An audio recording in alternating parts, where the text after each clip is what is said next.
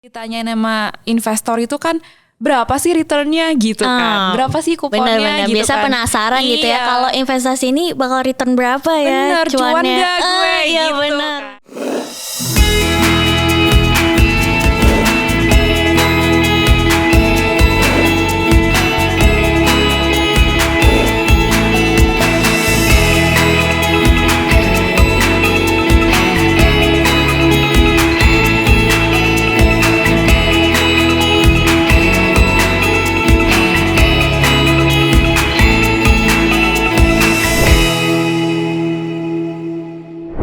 Halo Sobat BNI Sekuritas, kembali lagi di The Invest View bersama saya Octavia, di mana kamu bisa bincang-bincang hangat seputar finansial, investasi, dan juga topik-topik terkini.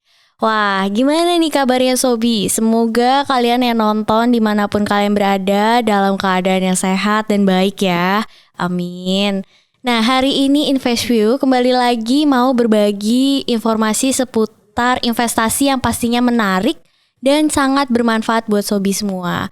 Karena yang spesial hari ini adalah aku mau berbagi informasi tentang satu instrumen investasi yang jarang banget diperbincangkan dan eksklusifnya cuma bisa kamu temuin di Beyonce. Wah, pasti udah pada penasaran kan? Makanya daripada kita menunggu lama lagi, kita akan langsung panggil narasumber kita. Ada Mbak Rahma Pandita Iriani, Senior Associate PT Sarana Multigria Finansial. Halo Mbak Okta, selamat sore, pagi, Iya. siang. Ya dimanapun Sobi berada ya, mau Iya, pagi siang sore makanya. kita tetap sapa ya Mbak. Betul.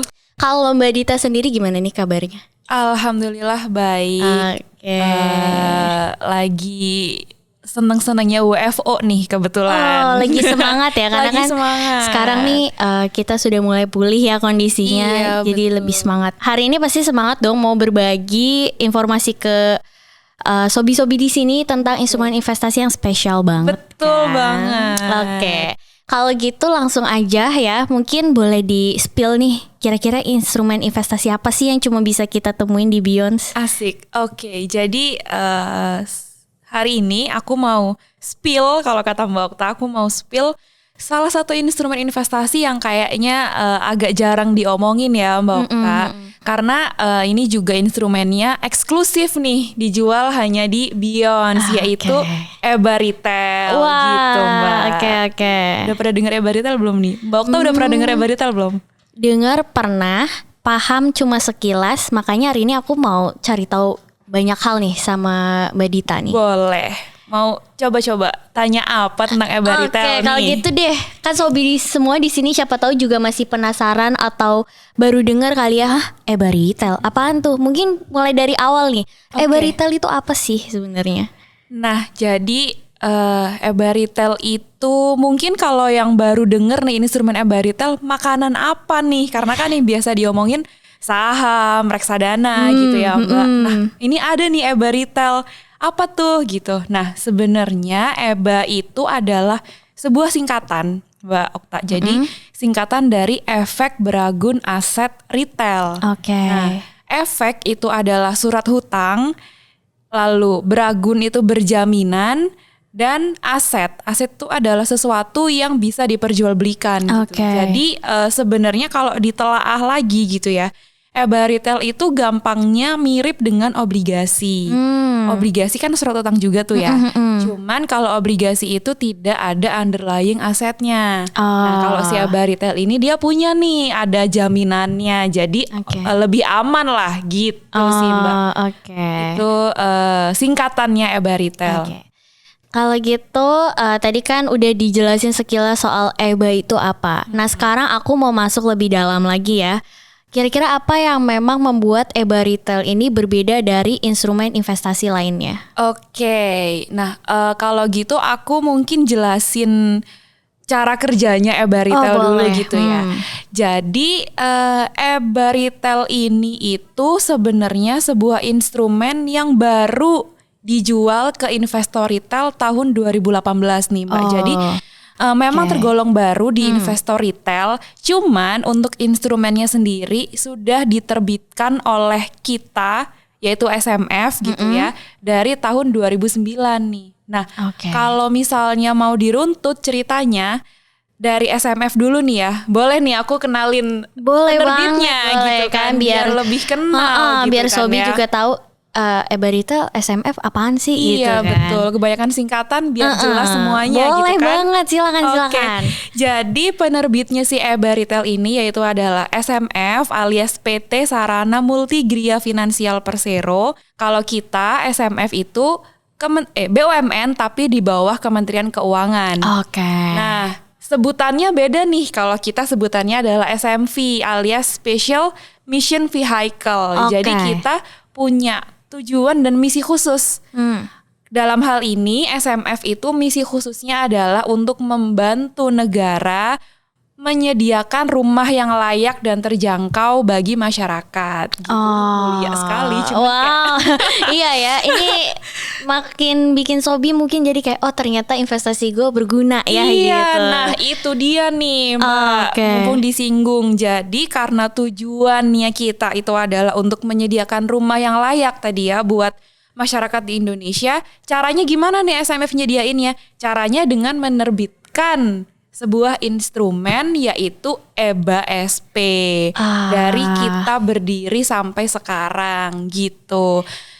Nah, si EBA SP ini dari awal diterbitkan tahun 2009 nih Mbak, itu udah kita jual tapi cuman ke Sultan, which is adalah institusi, bukan investor retail gitu ya. Para sultan-sultan ini cuman ke institusi aja.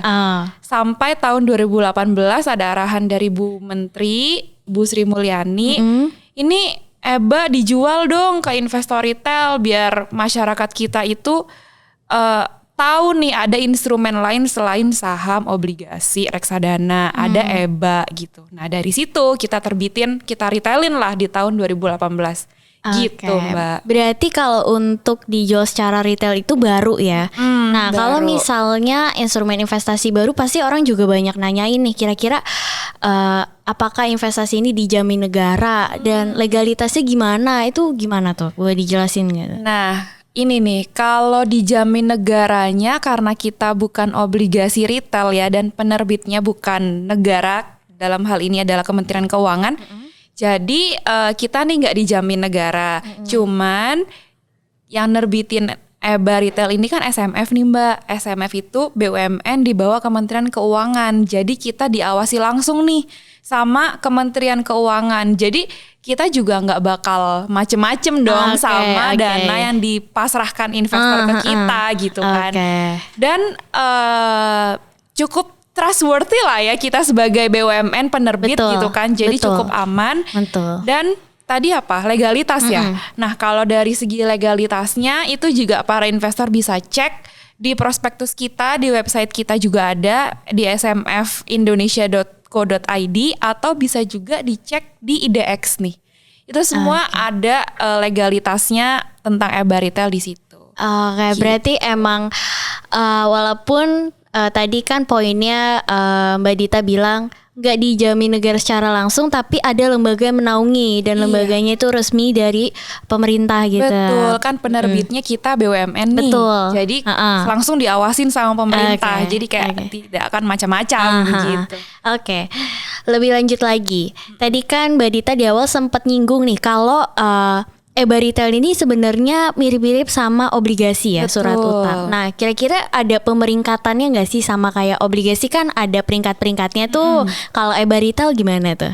Jelas ada Mbak. Kalau EBA Retail ini kita peringkatnya adalah AAA dari Pevindo. Jadi AAA itu mungkin buat teman-teman yang sudah awam gitu ya, itu adalah tingkat rating paling tinggi, yang paling bagus, yang paling aman. Jadi memang EBA Retail itu ratingnya AAA dari Pevindo dan selalu kita rating ulang nih setiap tahun, nggak cuma sekali pas terbit di rating gitu, enggak, tapi setiap tahun kita rating. Pas pandemi tahun 2020 kemarin juga ratingnya alhamdulillah tetap AAA gitu. Wah, ini kalau nggak salah yang AAA ini paling bagus ya? Iya betul, top Marco top lah. Iya, yang nggak kalau nggak salah tuh yang institusinya nggak pernah gagal bayar. Betul ya, betul. Nah, kalau misalnya dibandingin sama produk fixed return yang lain kayak obligasi surat utang yang seperti biasa dan juga deposito, itu gimana? Apakah dia membedakan, kan sama-sama fixed return nih produknya? Kalau misalnya yang membedakan itu dan yang paling sering ditanyakan ya, atau yang paling sering ditanyain sama investor itu kan berapa sih returnnya gitu kan, berapa sih kuponnya. Bener-bener gitu biasa kan. penasaran gitu ya, kalau investasi ini bakal return berapa ya, bener, cuan gak gue iya, gitu bener. kan. Nah kalau dari EBA Retail sendiri itu kuponnya 8,75% per tahun nih Mbak Okta. Wah, jadi itu cukup tinggi ya? Cukup tinggi kalau dibandingkan dengan instrumen fixed income lainnya yang ratingnya AAA dari Pevindo. Jadi lebih tinggi juga dari deposito nih. Jadinya cukup menarik lah EBA Retail ini gitu. Nah, kalau misalnya kita ngomongin soal instrumen investasi, pastinya juga nggak terlepas dari yang namanya tingkat resikonya betul. Nah, mungkin buat Sobi di sini juga pengen nanya nih, kalau misalnya aku pilih instrumen ini, kira-kira resiko apa yang bakal aku hadapin dan tingkat resikonya cocok gak ya sama aku? Itu boleh dijelasin dong nih Mbak Dita. Betul. Nah, kalau aku boleh jelasin sedikit terkait resiko ya. Jadi ini kan sebenarnya kalau dibandingkan dengan instrumen yang high risk high return, dia low risk tapi returnnya tetap masih bisa bersaing gitu kan. Nah jadi kalau aku lihat itu dia cocok ke semua jenis investor nih. Kan ada 3 ya profil resiko yang aku tahu ya. Ada yang tinggi agresif gitu kan dia, atau konservatif investornya, atau yang dia moderat. Nah, 3 cocok nih buat invest di EBA Retail, karena EBA Retail itu dia buat yang dia agresif, tentu dia akan lebih memilih instrumen yang high risk high return nih. Betul. Cuman kan dia butuh bantalan ya, ya kan? Diversifikasi lah ya bahasanya ya. Dia butuh bantalan, jaga-jaga nih instrumen dia yang high risk high return itu tiba-tiba turun gitu kan. Jadi dia butuh bantalan, bisa tuh taruh di EBA Retail sebagai diversifikasi.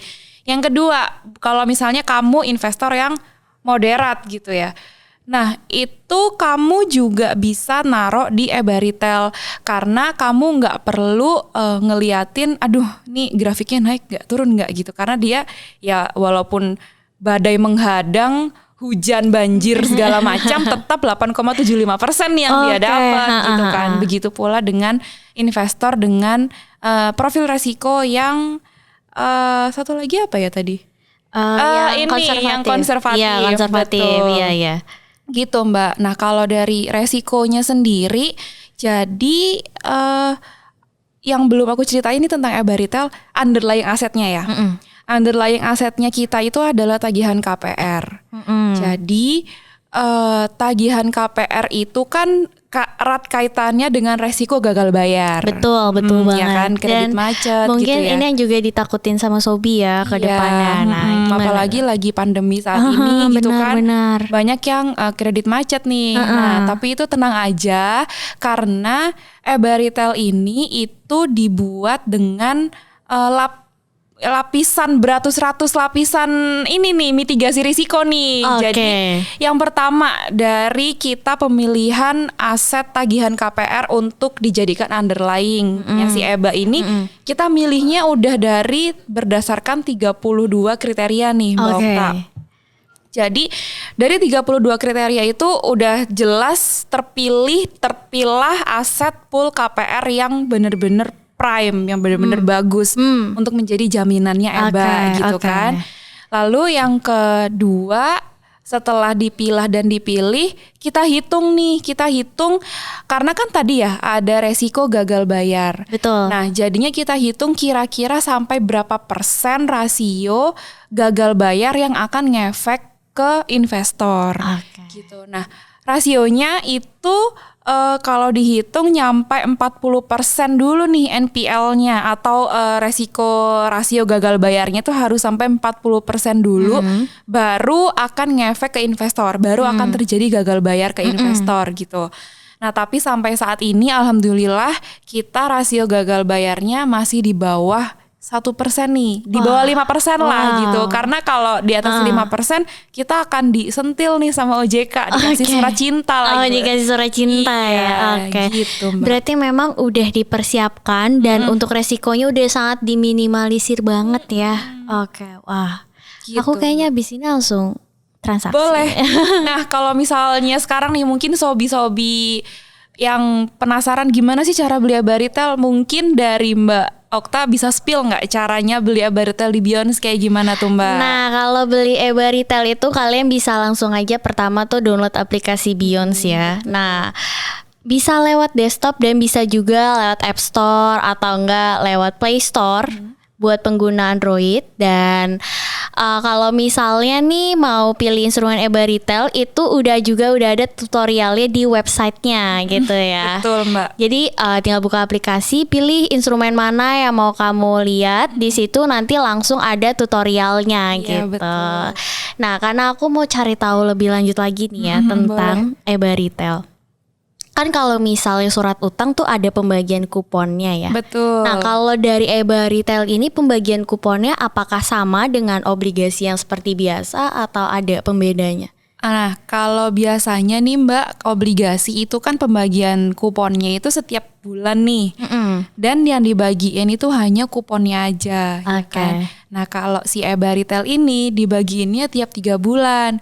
Terus yang didapatkan oleh investor nggak cuman kupon tapi juga pokok investasinya.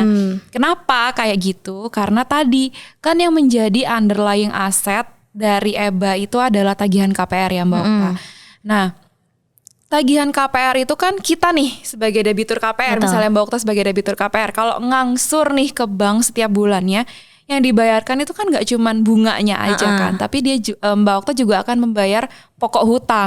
Betul. Nah, makanya ketika Mbak Okta nih misalnya setor angsuran ke bank, pokok dan hutang KPR-nya, aku pun sebagai investor ABA Retail misalnya akan mendapatkan kupon bunga plus pokok yang akan turun ke aku. Jadi setiap 3 bulan itu kita dapat cash flow pokok plus kupon 8,75% itu tadi Mbak Okta. Wah, enak tuh, jadi bisa direinvestasi terus. Iya, gitu benar-benar kan. itu yang penting ya kalau kita memilih instrumen investasi gitu ya. Nah, kalau dari sejauh ini nih yang Mbak Dita lihat, kira-kira peminat ABA Retail tuh lebih ke kalangan anak muda kah atau kalangan mana nih? Itu sih biasanya tuh kita nyebutnya kan investasi milenial gitu ya. Terus nanti kaum-kaum yang merasa tidak milenial pada nanya, terus aku yang kolonial nggak boleh invest gitu kan. Nah itu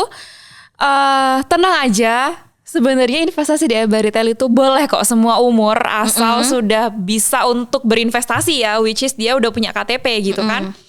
Nah dia bisa investasi di umur apapun asal dia punya Beyond dan punya KTP udah bisa kok investasi. Tapi kalau selama ini yang sering atau yang banyak nih minatnya ke ABA Retail itu ya kaum milenial. Milenial ya. Karena kan emang sekarang lagi digencar-gencarkan ya investasi-investasi di generasi milenial gitu. Berarti kalau dari segi peminat memang lebih ke anak muda. Tapi nggak menutup kemungkinan yang kalau misalnya kalangan yang mungkin lebih senior lagi mau coba itu nggak masalah ya. Nggak masalah, asal punya Beyond aja. Nah kalau misalnya ABA Retail ini sebenarnya instrumen investasi yang cocok untuk jangka panjang kah atau bagaimana? Nah ini nih tadi kalau misalnya ABA Retail itu cocok ke mana gitu ya.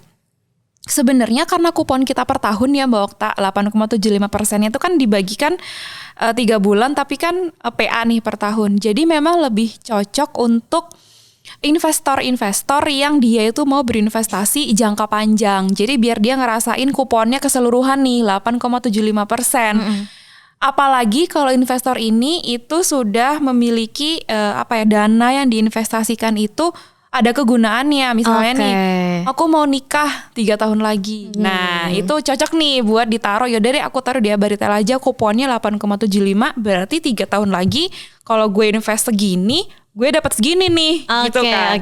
Nah, jadinya pas nih sama budget gue nikah, taruhlah gitu. Itu lebih cocok ke situ sih. Cuman kalau misalnya mau sebagai ibaratnya dana darurat gitu misalnya ya, kita nabung di Abaritel gitu. Nabung kan, kalau orang nabung kita bisa tarik kapan aja tuh. Nah, itu juga bisa kalau ditaruh di Abaritel. Kenapa? Karena Abaritel itu dia sangat liquid sifatnya. Jadi dia itu bisa dijual kapan aja nih Mbak. Asal di jam bursa ya, jangan tengah malam gitu. Asal di jam bursa. Gitu. Jadi misalnya hari ini aku invest nih ke Abaritel, terus tahu-tahu minggu depan, aduh ternyata aku butuh nih duitnya gitu. Bisa banget langsung kita jual Abaritelnya. Karena ada SMF sebagai standby bayarnya gitu Mbak. Oke. Berarti emang itu salah satu kelebihan juga kali ya, karena dia liquid ya. Nah, kalau untuk aku nih misalnya aku adalah pemula, kira-kira kalau aku pilih instrumen ini untuk first try aku lah di dunia investasi, ada kelebihannya nggak ya atau keuntungan yang mungkin aku bakal dapat? Nah itu sih, kalau misalnya orang first try itu kan kita harus jangan sampai pas first try dia investasi ini mendapatkan bad experience gitu ya.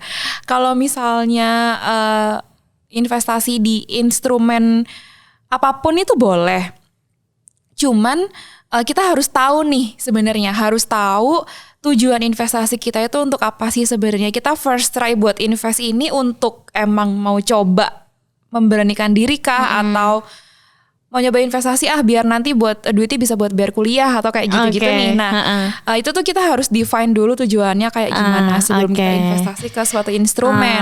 Setelah itu baru deh kita kenalan nih sama instrumennya. Oh, ternyata Abaritel nih yang paling cocok di aku gitu misalnya. Nah, kelebihannya itu si Abaritel ini itu kan dia fixed income nih Mbak.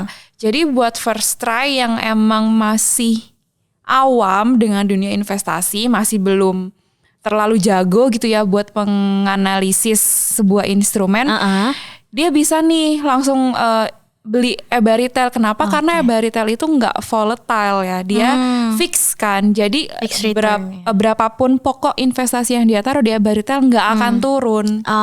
Gitu.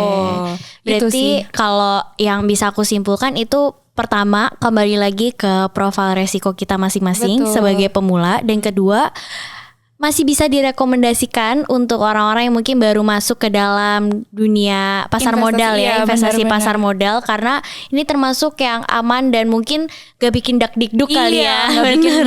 Masih bisa tidur lah, jadi taruh tinggal tidur, besok dapat kuponnya gitu. Wah, semakin menarik.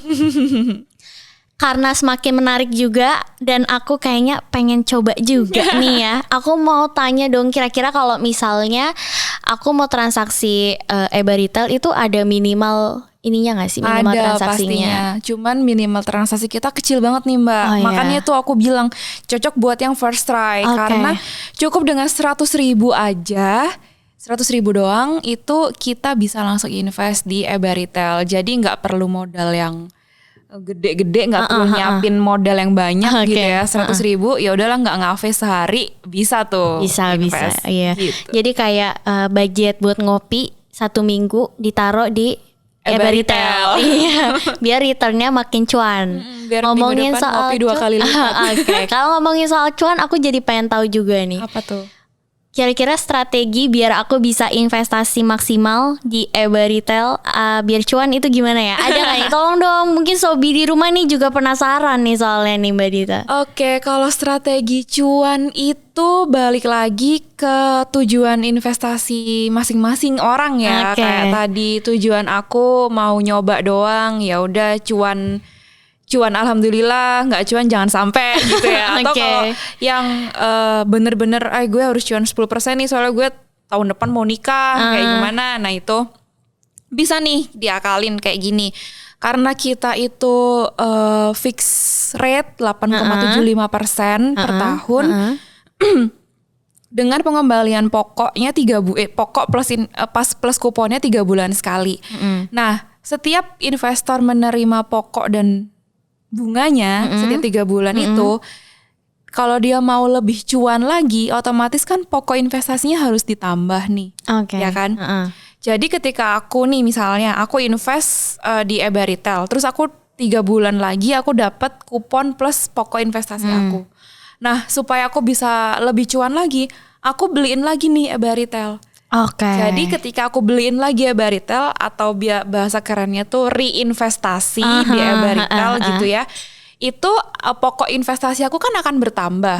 Jadi yang dikalikan dengan 8,75% itu kan juga akan makin bertambah, besar, iya, makin besar. nominalnya makin besar. Itulah yang jadi sumber cuan kita kalau kita setiap 3 bulan reinvestasi eBaritel gitu Mbak. Berarti kuncinya nih ya Sobi adalah reinvestasi ya. Iya, reinvestasi dan istiqomah. Rasanya apa ya?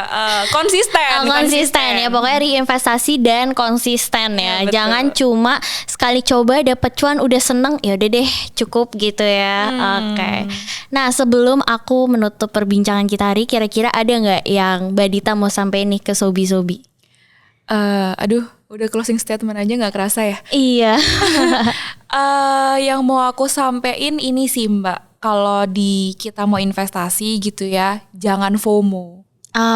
Ini yang biasa anak muda banget nih FOMO betul. Ya. Aduh, temen aku invest di eBaritel, aku invest juga Nah, itu tuh yang harus dihindari.